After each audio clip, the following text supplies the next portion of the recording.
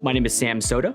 I'm an orthopedic hand surgeon, which really means an orthopedic surgeon specializing in the hand and wrist. So in orthopedics, we go through training. We learn everything. We learn about the back, the knee, the hip, the shoulder. I broke my ring finger during training. And going through that process of just getting better, working with the hand surgeon there at University of Pennsylvania, which is where I trained, it just inspired me to take care of more people with these type of hand injuries because I know it impacted my life tremendously. The thing with hand surgery is you get to see a wide variety of patients.